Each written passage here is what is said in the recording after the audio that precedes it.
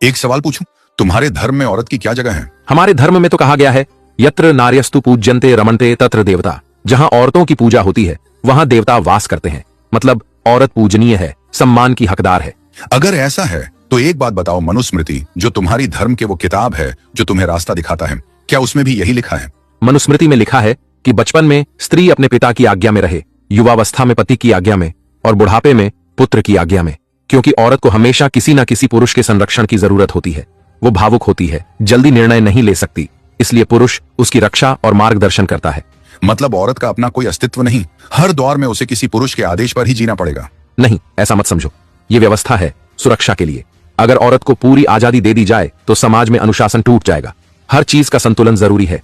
तो क्या अनुशासन सिर्फ औरतों पर लागू होता है? देखो, हर समाज की अपनी परंपरा होती है। ये परंपरा हमारे पूर्वजों की देन है, हजारों सालों से चलती आई है। हम उसे यूं ही गलत नहीं कह सकते। अगर कोई परंपरा किसी के हक को दबा दे तो क्या वो इज्जत कहलाती है या जुल्म? गुलामी अगर पुरानी हो जाए तो क्या वो सही बन जाती है? तुम अपने धर्म को मत भूलो। तुम्हारे यहां भी तो औरत मर्द के ताबे रहती है। कुरान में लिखा है ना कि मर्द औरत पर कव्वाम है, यानी मालिक, यानी हावी। तो फर्क क्या है?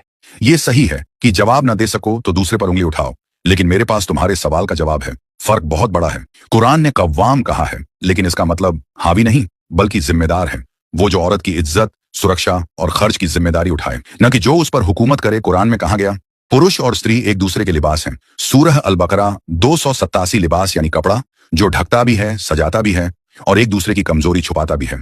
पैगंबर Mohammad peace be upon him ने फरमाया, तुम में सबसे बेहतर वो है जो अपनी बीवी के लिए सबसे बेहतर हो।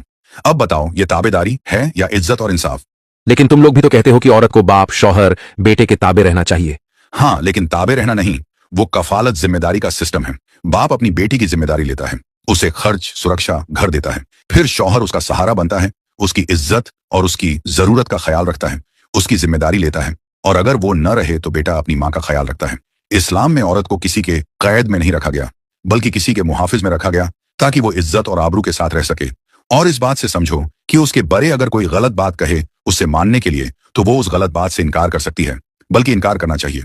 वो बात उस पर मानना लाजिम नहीं होता। अगर मर्द को औरत पे दर्जा हासिल होता तो उससे हर एक बात मानने के लिए कहा जाता, न कि किसी गलत बात से इनकार करने के लिए। उससे सही फैसला लेने का हक हासिल है।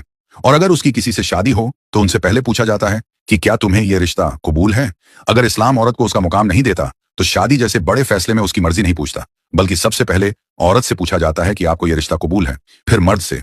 और जब दोनों एक दूसरे को कबूल कर ले तब यह निकाह पूरा होता है। लेकिन तुम्हारे यहां तो कहा जाता है कि तुम्हारे पति तुम्हारा भगवान है और तुम्हें उसकी हर एक बात माननी है। तो बहुत फर्क है तुम्हारे और हमारे यहाँ।